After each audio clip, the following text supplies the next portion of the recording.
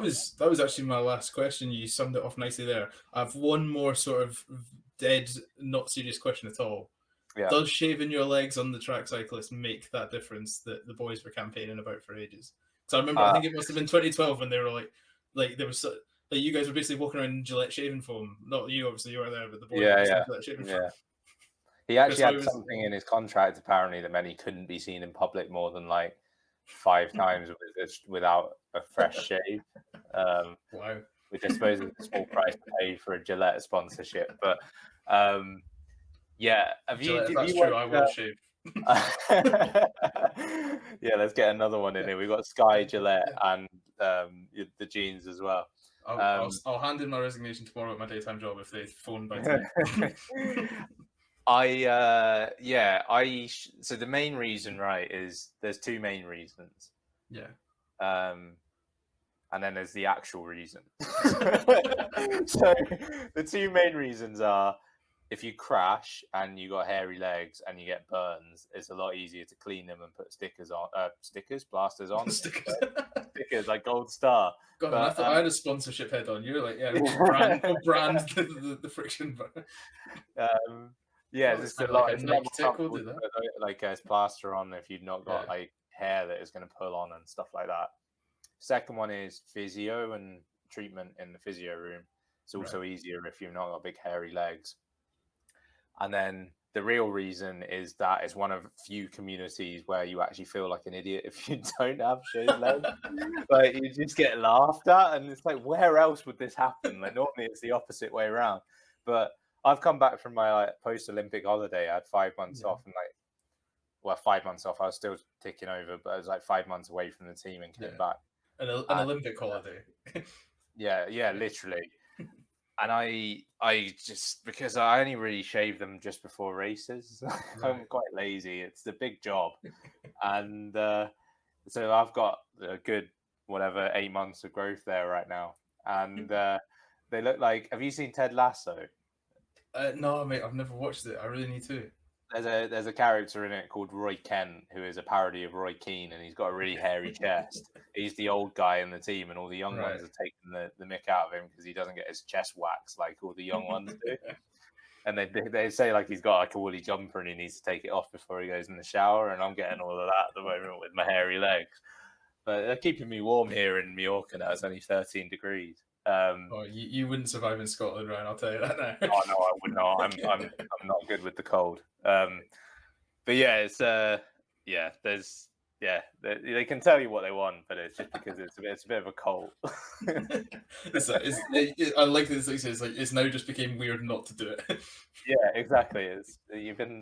Like they say you're the sum of like the 5 people you spend the most time with, don't they? So like if 4 of those 5, not including my fiance, have hairy legs, you're gonna feel like you need to have hairy legs as well. But like in our group, like everyone's bald. So that's brilliant, Ryan. I know you're busy. How much time have you got left before you need to be off?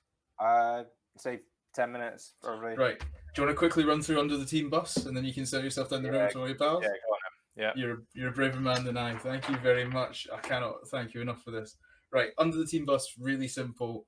First team member that comes into your mind when I ask you the question is just quick fire. If it's a weird question, I might ask you for a story. But exactly, we'll just get you started. Who's the most determined?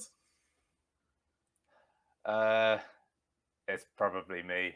I'm the intense guy. You're the guy that's there just like hard rock music blaring. No, I like more the sound of the silence.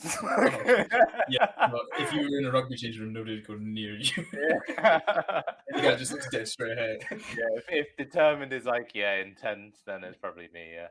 Right. Who's the biggest practical joker in the squad? Jack. Fair.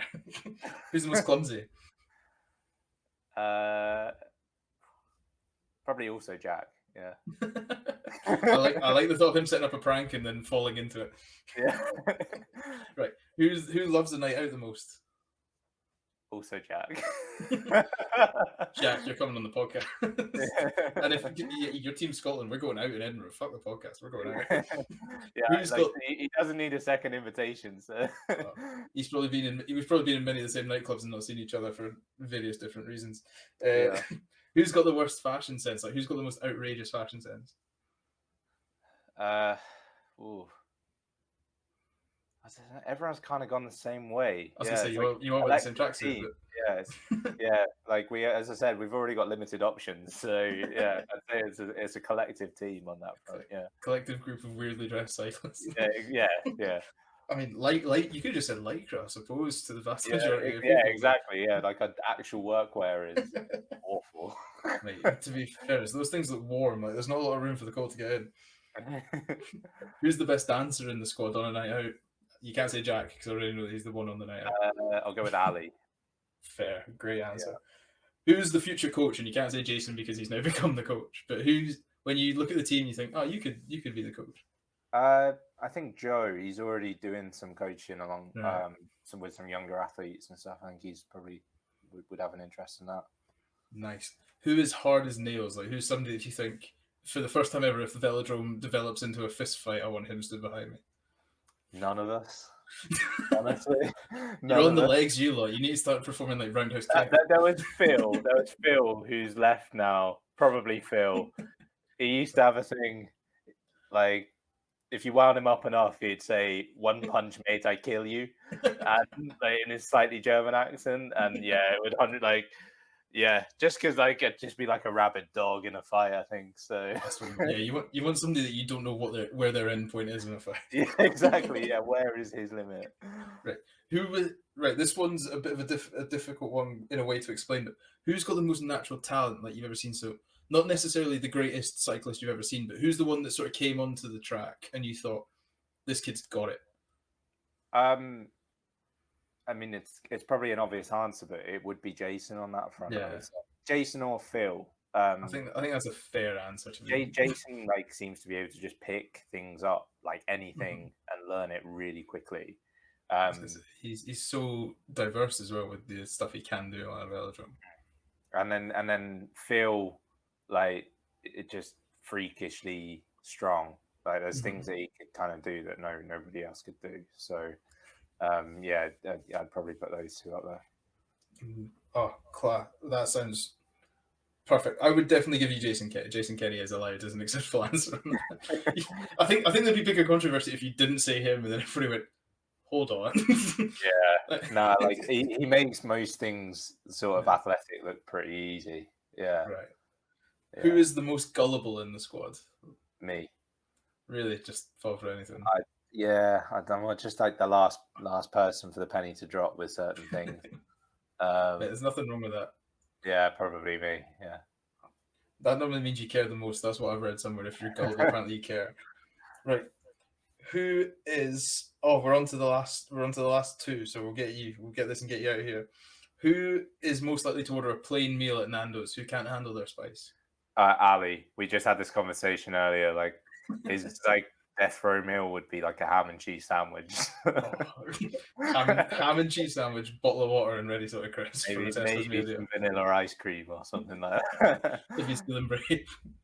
And lastly, who's the one that's most likely to hog the mirror post-event? Who knows he's got a big interview with Sky Sports or BBC coming up? Who's most likely to hog the mirror and get their hair looking nice?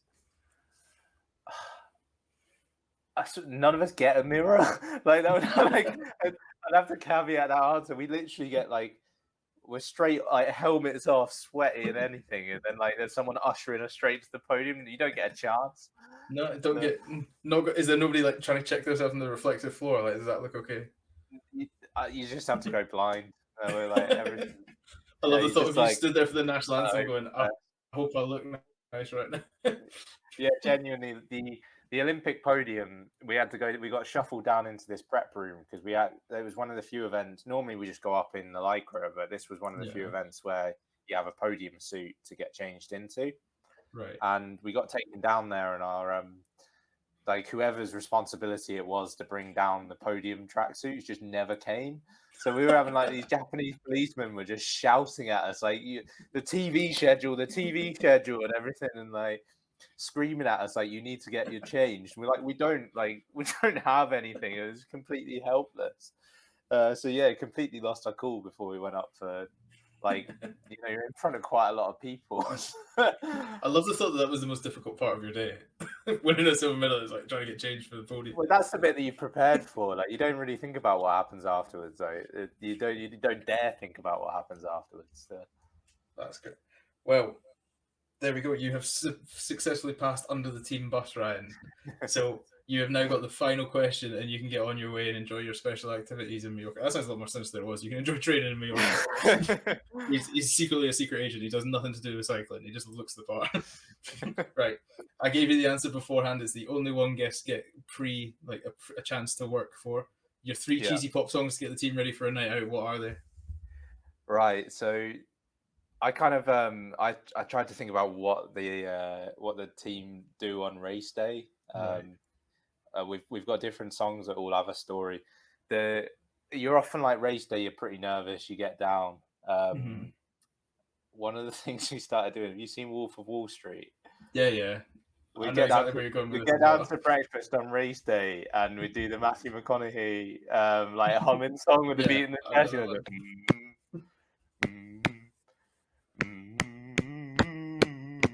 And that, like, the whole table would just start doing it. Like that's probably the first one that we get on, like just the clip of that. Right. The Captain Jack Sparrow's Coming song from Pirates of the Caribbean as well. Like just the theme song from that. Yeah, just the theme song of Pirates of the Caribbean. We have big speaker system in the gym, and our gym coach, like he's actually just moved on, but he used to love us to take it seriously. But like we'd always unplug his phone, put the iPod in, and put that song on, and he just hated it. Like wherever he would be in the building, he'd somehow find his way to the gym to turn it off again. So that's like a team favorite. And then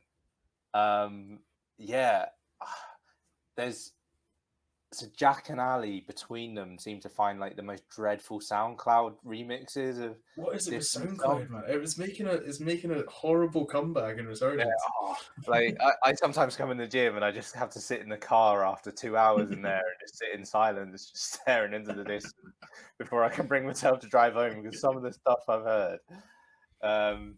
There's like Nickelback remixes and everything on SoundCloud. So it'd probably be something like that, and that would really get the party started before they went out. So I like that. Pirates of the Caribbean, SoundCloud, and a team chant. People might think you're a rugby team if you keep this up. It's probably. I was about to say it's probably not that different. There's definitely differences, but you guys take it seriously. Sometimes, yeah. Ryan, this has been an absolute pleasure. Thank you very, very much. Where can they follow you on social media to keep up to date with everything? Ryan, it would be Instagram is the main one I use. So Ryan_Owens 1995. Twitter is Ryan Owens 0. Ryan Owens and Ryan Owens 1 were taken, so it was the best bet left. They're probably the best places to go. Right, folks, as I've just said, that is the end of the podcast. No surprises here. Thank you so much to Ryan for coming on. Guys, thank you so much for listening. As always, you guys make this podcast what it was. It started out with just some kid trying to pass his time in lockdown, and now I'm getting Olympic athletes telling me why they shave their legs. Doesn't get much better than that. As usual, likes, comments, subscriptions, everything helps, makes the podcast go further. I'm doing this all off my own back. I just want to do it for fun. I'm not interested in making money. So any way you can help shout the podcast out, it helps me. Helps us get better guests. Helps us keep it going. These guys love it more than that. Ryan said it himself. He gets to have a bit of a laugh. He gets to talk about stuff that's a bit silly for once, and he's not got Jill Douglas asking him proper athlete questions. So, as usual, all constructive feedback. I love it. I liked hearing how I can make the podcast better. If you're trying to be mean, at least make it funny on social media. That way I can retweet and steal some likes off you that way. So that's how we do. Ladies and gentlemen, I'll see you again next week for another episode. Thank you very much. Goodbye.